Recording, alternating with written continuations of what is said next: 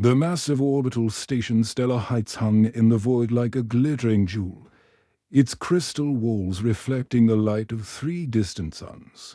Inside the most exclusive restaurant in the galaxy, Hyun-woo Kim adjusted his expensive suit and tried to calm his racing heart. His son Jin-ho sat beside him in his advanced mobility chair, quietly observing the incredible view of swirling nebulae and passing starships through the floor-to-ceiling windows. "Dad, look at that cargo hauler," Jin-ho whispered, pointing to a massive vessel docking at the station's lower levels. "It's carrying those new quantum engines from the Rim worlds." Hyun-woo smiled despite his nerves. His 15-year-old son had always been fascinated by spacecraft, memorizing every ship class and engine type in the known galaxy. Jin-ho's brilliant mind more than made up for his physical limitations. Though Hyun-woo worried that today's guests wouldn't see it that way, the restaurant buzzed with alien conversations in dozens of languages. Crystalline beings from Vega Prime clinked their glass-like fingers against their drinks, while free merchants from the outer colonies gestured wildly as they discussed trade routes. Floating jellyfish-like creatures from the deep space colonies drifted between tables, their bioluminescent bodies pulsing with soft colors. "Mr. Kim," a warm voice interrupted his thoughts. Mira approached their table with a genuine smile that immediately put Hyun-woo at ease. The young woman wore the restaurant's elegant uniform, but her confident stride and the small engineering tools on her belt suggested she was more than just a waitress. "Welcome to Stellar Heights. I'm Mira, and I'll be taking care of you today." Jin-ho's eyes lit up as he noticed her tools. "Are you an engineer too?" "Former defense course, actually," Mira replied, kneeling to Jin-ho's level. "I worked on gravity systems before I came here. What about you?" "You look like someone who knows his way around spacecraft." "I study them all the time," Jin-ho said excitedly. "I want to design ships that can travel between galaxies someday." "That's incredible," Mira said, and Hyun-woo could tell she meant it. "I'd love to hear your ideas sometime." Before Jin-ho could respond, the restaurant's atmosphere shifted. Conversations grew quieter as 3 towering figures entered through the main airlock. The Vel ambassadors had arrived. Each Vel stood nearly 8 feet tall, their blue skin seeming to shimmer under the restaurant's lights. Their movements were perfectly coordinated, almost robotic in their precision.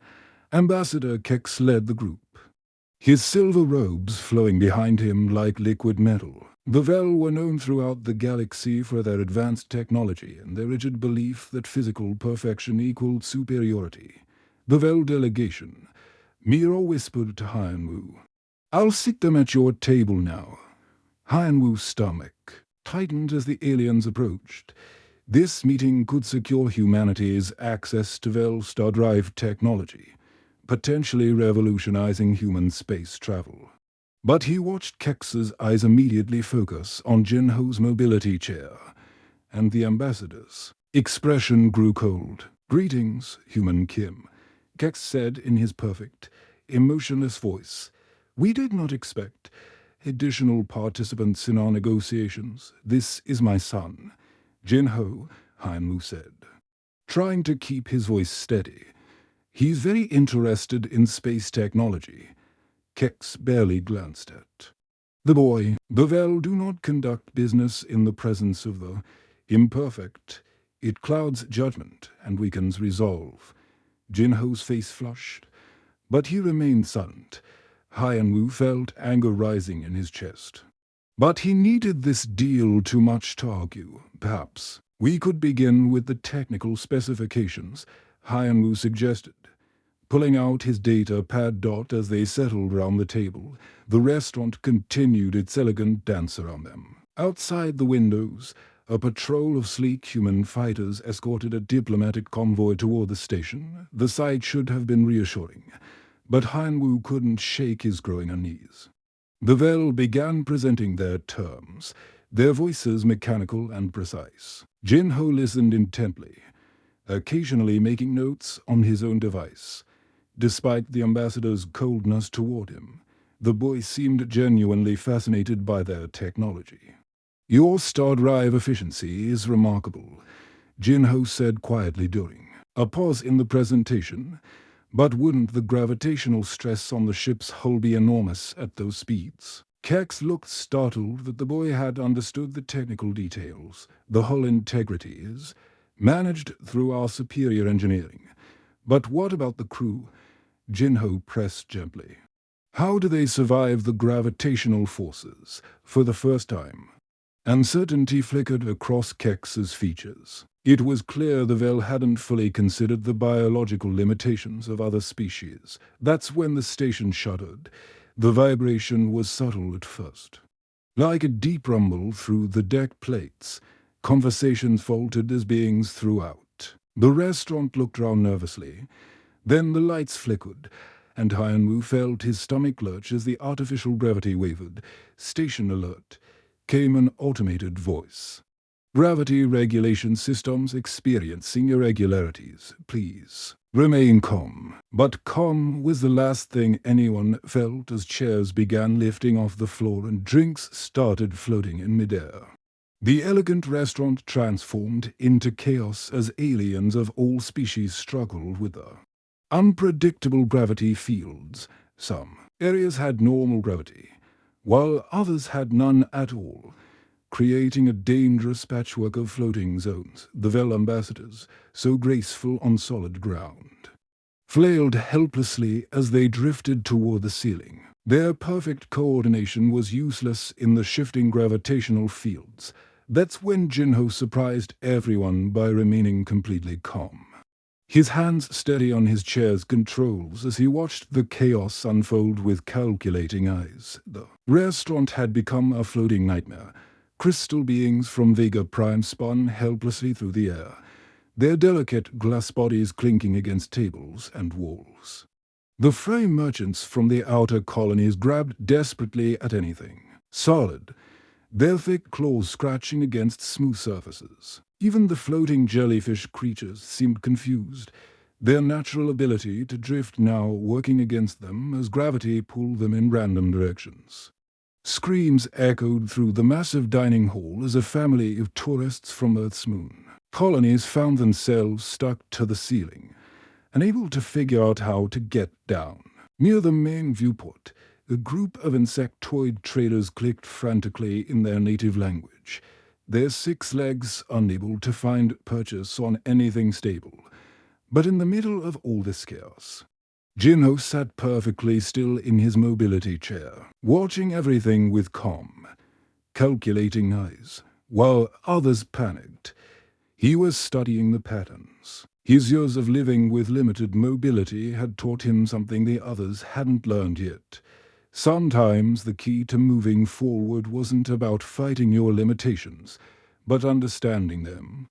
"Dad, watch this," Jinho said quietly, his voice cutting through the noise round them with practiced ease. He released the magnetic anchors that kept his chair grounded to the deck. Hyanwu's heart jumped. "Jinho, no, you'll float away." But instead of spinning out of control like everyone else, Jinho began to move with incredible grace. He used tiny adjustments of his body weight and gentle pushes against nearby surfaces to glide smoothly through the chaotic gravity fields. Where others fought against the unpredictable forces, Jinho seemed to dance with them. He pushed off from their table with just his fingertips, floating in a perfect arc toward a section where gravity was working normally. As he touched down, he immediately analyzed the next zone, calculating angles and momentum like a natural physicist. "How are you doing that?" gasped a blue-skinned merchant who was spinning helplessly nearby. His expansive robes twisted round him. Jinho smiled and reached out, gently stopping the merchant's spin with a careful touch. "You're fighting the gravity changes. Try working with them instead." Mira, who had been helping other customers near the service station, stopped what she was doing and stared. Her engineering background let her see exactly what Jinho was accomplishing, and it was remarkable. The boy was instinctively understanding three-dimensional physics that would challenge most pilots. "That's absolutely incredible," she breathed, pushing herself through the air toward Jinho's position. "You're reading the gravity fields like a star navigator reads space currents." Jinho's face lit up at the compliment. "It's not that different from my regular chair, really. I've always had to think about momentum and balance. This is just bigger." Across the restaurant, Ambassador Kex and his fellow Vel diplomats were having a very different experience. The proud aliens who had walked in with such perfect coordination were now floating in an undignified tangle near the far wall. Their long limbs, so graceful under normal conditions, kept getting in their way as they tried to move through the shifting gravity. Kex's silver robes had wrapped round his legs, and his usual emotionless expression was replaced by obvious frustration and embarrassment.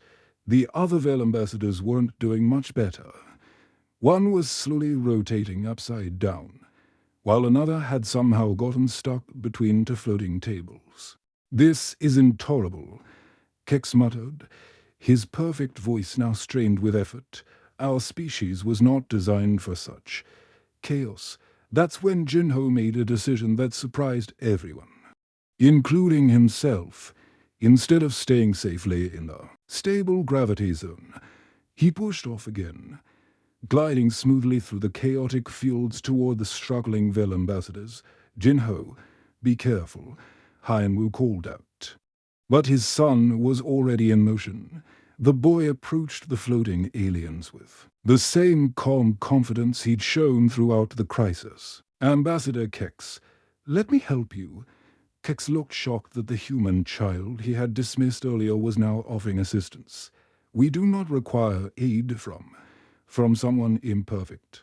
Jinho interrupted gently, but there was steel in his young voice. "Right now, I think I'm the most perfect person for this job." With careful precision, Jinho reached out and stopped Kex's rotation with a gentle touch to the ambassador's shoulder. "The trick is to stop fighting what's happening and start using it. Watch my movements." Mira had followed Jinho through the gravity fields, her own engineering knowledge helping her navigate the chaos. She watched in amazement as the boy began teaching the proud Vel how to move through their crisis. "See, you're trying to swim through the air like it's water," Jinho explained patiently as he demonstrated. "But gravity fields don't work like that. You need to think in 3 dimensions and use just enough force to guide yourself, not overpower the situation." He showed them how to use gentle pushes and pulls, how to read the subtle signs that indicated where gravity was stronger or weaker. Most importantly, he showed them how to stay calm when everything round you is out of control. "It's like dancing," Jinho said, helping untangle the second Vel ambassador from a floating chair. "You don't force your partner to move where you want. You guide them and move together." The insectoid traders nearby had stopped their frantic clicking and were watching Jinho's demonstration. Soon, other aliens throughout the restaurant began copying his movements, learning from the human boy who had turned his supposed weakness into extraordinary strength. Hyanwu watched his son with growing wonder and pride. The boy he had been embarrassed to bring to this important meeting was now leading beings from across the galaxy through their crisis. Jinho wasn't just surviving the chaos, he was mastering it, and teaching others to do the same. Even the crystalline beings, with their rigid body structure, began to understand Jinho's lessons about working with forces instead of against them. The restaurant slowly began to transform from a scene of panic into something almost beautiful. Dozens of different species learning to move together through the impossible conditions.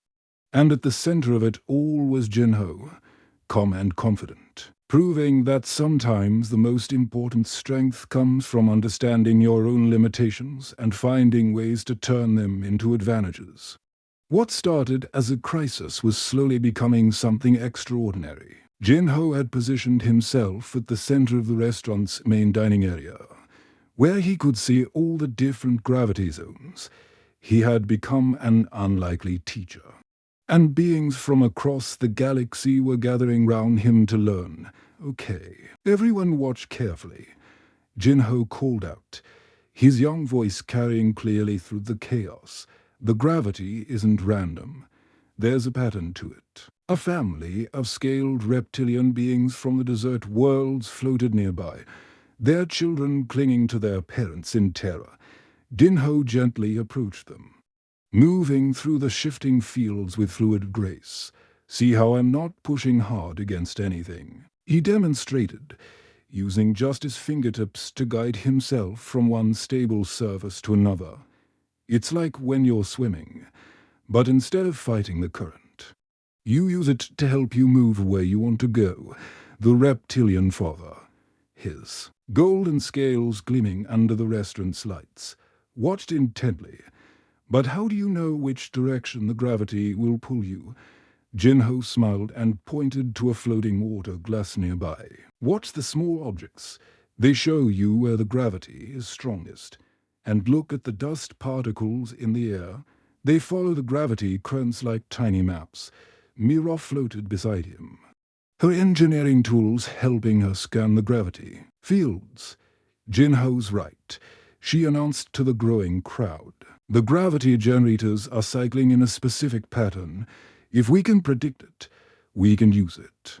She pulled out a small device that projected a holographic display of the restaurant's gravity systems. "See these readings. The fields shift every 30 seconds, moving from the outer ring toward the center, then back out again." Jinho studied the display for just a moment, then nodded. "It's like a dance with music. Once you know the rhythm, you can move with it instead of against it." He demonstrated by waiting for the next gravity shift, then pushing off at exactly the right moment to ride the changing field across the room. He landed gracefully near a group of panicking tourists from the mining colonies, their heavy work suits making them especially clumsy in the chaotic conditions. "Here, let me show you something," Jinho said to the miners. "Your suits are actually perfect for this. They're so heavy that you can use them like anchors." He taught them how to use their suits' weight to their advantage, showing them how to control their movement by shifting their center of gravity. Soon, the miners were moving more smoothly than beings half their size. Meanwhile, Mira was working with the more technical aspects of their situation. She had linked her engineering scanner to the restaurant's emergency systems, and was calling out warnings about particularly unstable gravity zones. "Danger zone forming near table 12. She announced. "Everyone clear that area in the next 20 seconds. Jinho immediately began guiding people away from the danger zone, his natural understanding of movement helping him shepherd the various alien species to safety. The crystalline beings were especially grateful, since their glass-like bodies could shatter if they hit something too hard. "Thank you, young human," one of them chimed in their musical voice. "Your wisdom exceeds your years." But it was the transformation in Ambassador Kex that was most remarkable. The proud Vel diplomat had gone from dismissing Jinho as imperfect to watching his every movement with growing amazement. KX had always believed that his people's physical perfection made them superior to other species. The Vel could perform complex maneuvers with machine-like precision under normal conditions. But here, in this chaotic environment, all their training was useless. "I do not understand," Kex said to his fellow ambassadors as they watched Jinho help a group of insectoid traders coordinate their 6 legs for better movement. "How does this damaged human child exceed our capabilities?" The second Vel ambassador, who had been quietly observing, spoke thoughtfully. "Perhaps what we call damage, they call adaptation." Jinho overheard their conversation and floated over to them with a gentle smile. "Ambassador Kex, would you like to try again? I think I can help you understand it better." Kex hesitated, his pride warring with his growing respect for the boar. Very well. Human child, show us this dance of yours. Jinho began with the basics, teaching Kex to feel the subtle changes in gravitational pull before they became obvious. Close your eyes, he instructed. Don't try to see where you're going. Feel where the gravity wants to take you. Then decide if you want to go there or somewhere else, amazingly.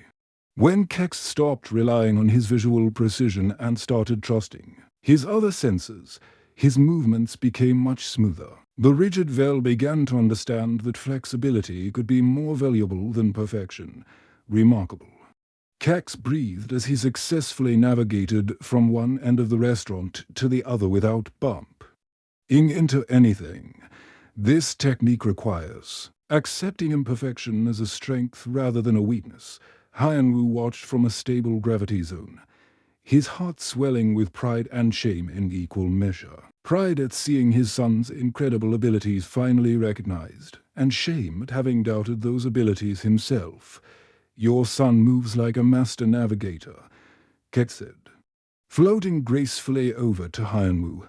The admission clearly cost the proud ambassador something, but he continued, we have misjudged human capabilities. What we saw as limitation, you have transformed into extraordinary skill round them. The restaurant had transformed completely. What had been chaos 30 minutes ago was now a coordinated ballet of different species moving together through the unstable gravity. Jinho and Mia had turned a disaster into a demonstration of cooperation that none of these beings would ever forget. But even as they worked together to manage the crisis, Mira's scanners were picking up something troubling.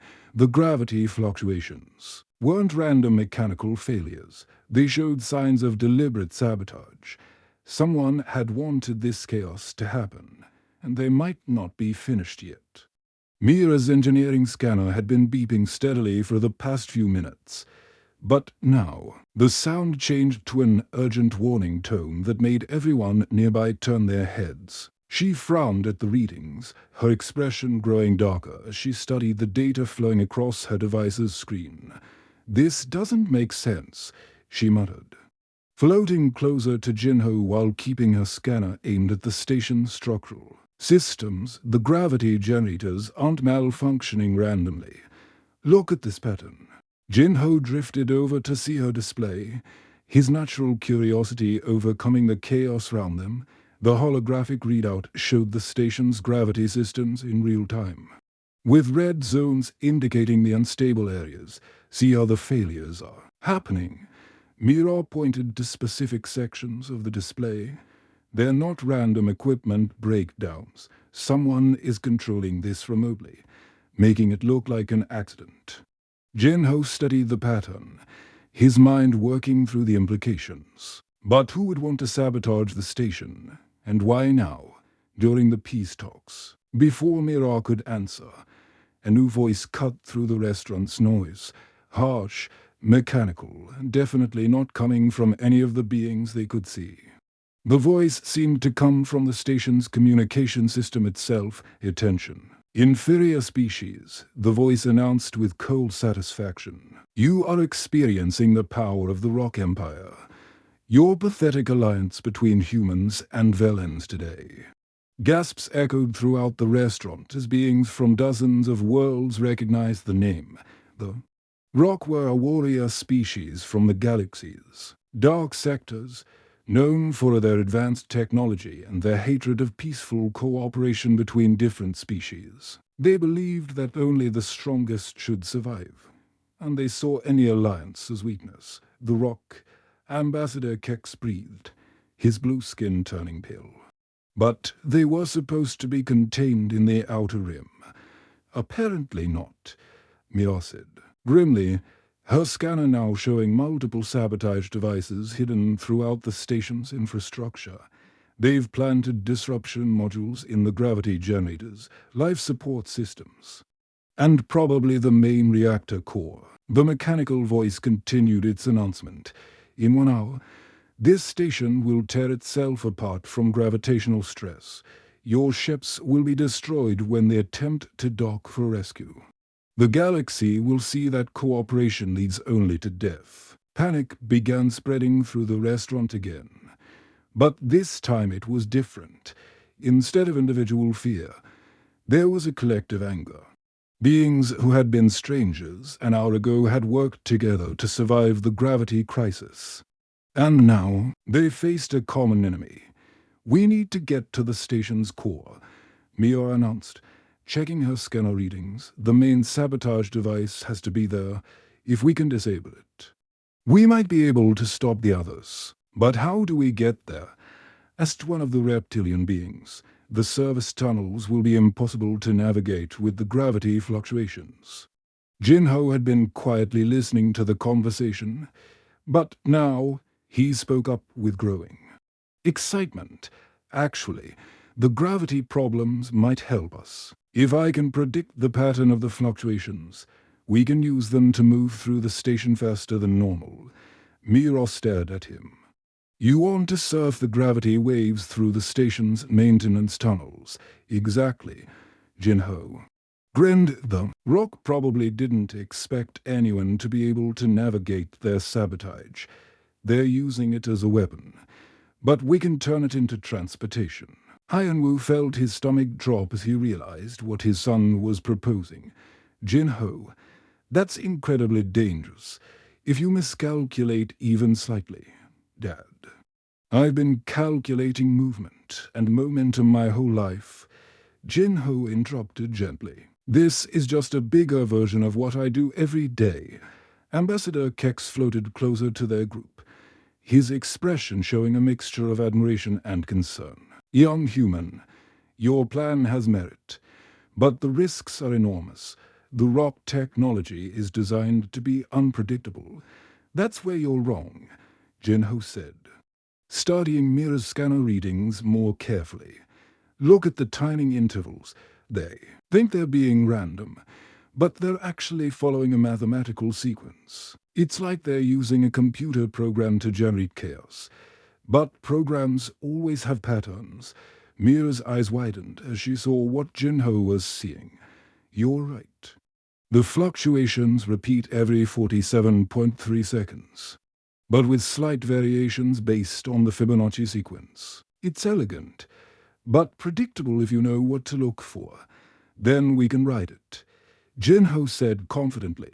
"Mira, you handle the technical side, scanning for the devices and figuring out how to disable them.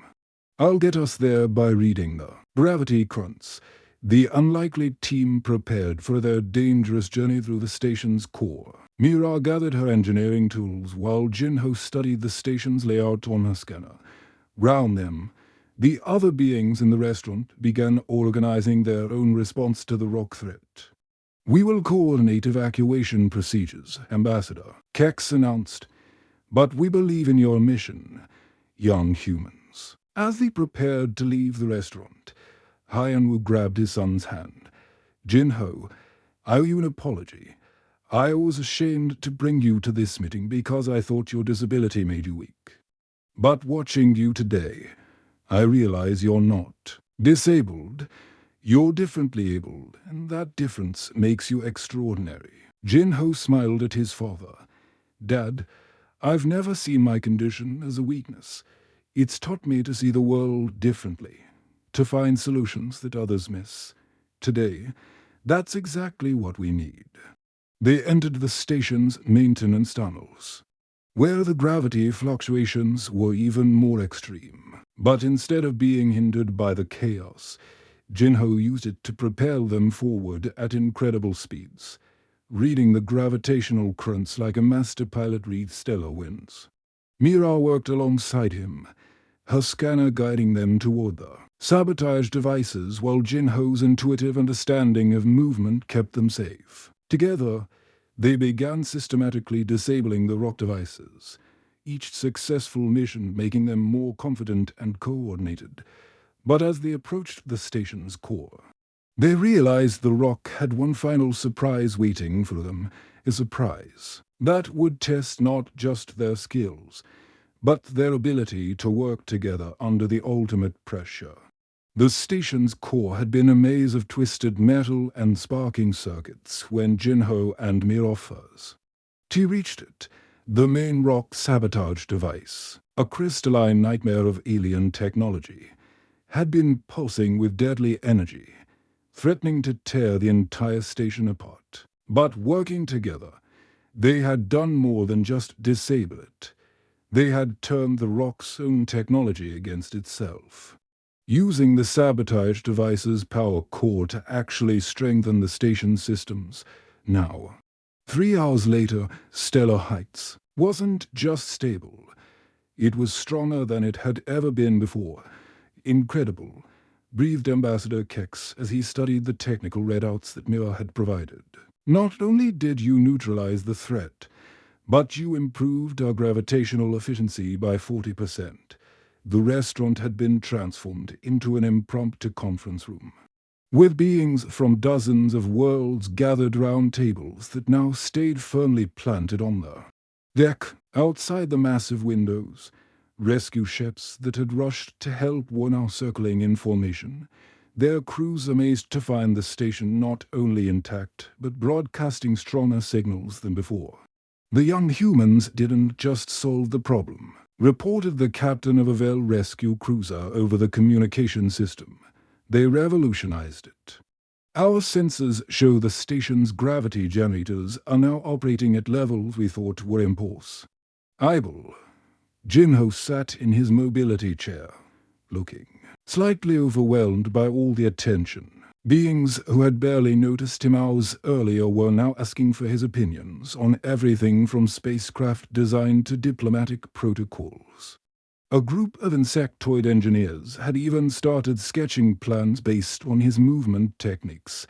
I still can't believe it worked, Jinho admitted to his father. Using the rock device's power to boost the station's systems instead of destroying them, it felt like the right solution. But I wasn't sure until we tried it. Haiyan-Wu placed a proud hand on his son's shoulder. You saw possibilities where everyone else saw only problems. That's a gift, Jinho. Mira approached their table with a data pad full of technical specifications and a smile that hadn't left her face since they'd returned from the station's core. The station engineers want to implement your gravity flow concepts on every orbital facility in this sector. You've basically invented a new type of space architecture. But the most remarkable change was happening among the Vel delegation. Ambassador Kex stood before a holographic communication ray, speaking directly with the Vel High Council on their home world.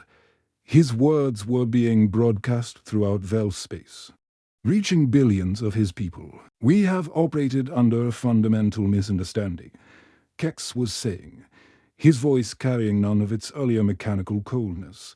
We believed that physical perfection equaled superiority. But we have learned that adaptation, creativity, and the ability to work with limitations rather than despite them, these are the true measures of strength. The holographic representatives of the Vel High Council looked shocked. For generations, their society had been built on the idea that any physical imperfection was a sign of evolutionary failure. You suggest we change our most basic beliefs because of one human child.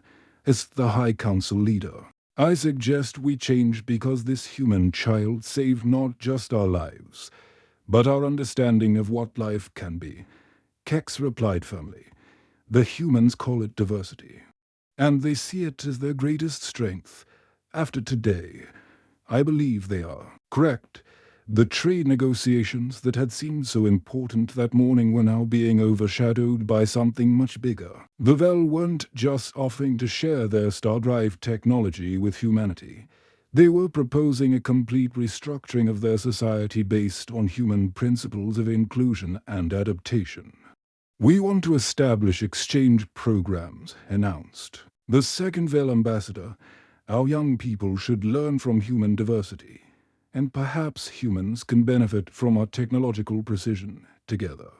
We could achieve things neither species could accomplish alone. Haiyan-Wu found himself in the middle of negotiations that would reshape to civilizations, but his attention kept drifting to his son.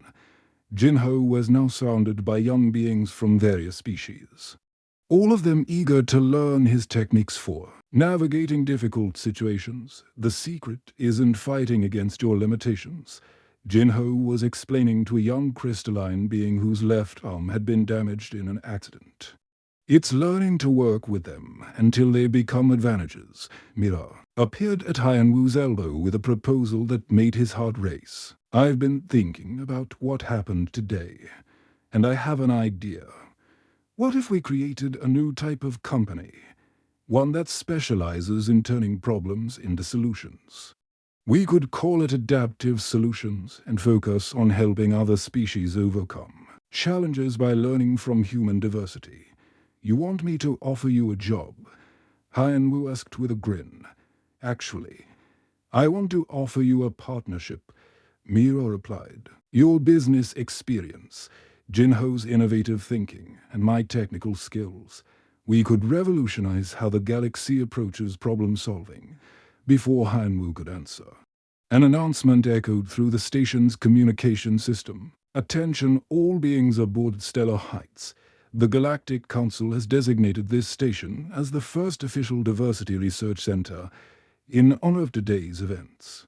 Representatives from 47 worlds have requested permission to establish permanent research facilities here. Jinho looked up from his impromptu teaching session with wide eyes. They want to study what we did today. They want to learn from it, corrected Ambassador Kex, who had finished his call with the Velhai Council. The Council has unanimously voted to make you, Jinho Kim, Earth's youngest official galactic ambassador. Your methods will be taught in schools throughout Vel space. The restaurant erupted in cheers from beings of all species. The crystalline creatures chimed in musical harmony. The insectoid traders clicked their approval, and even the normally stoic Vel showed expressions of joy outside the windows. The view had changed dramatically.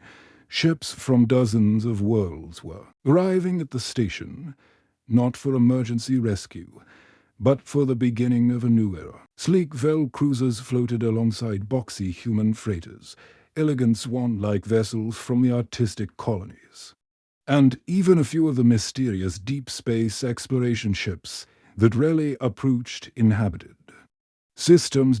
As the celebration continued, round them, Jinho, Mira, and Hyanwoo found themselves standing together at the great viewport, watching the incredible sight of the galaxy coming together. You know what's amazing?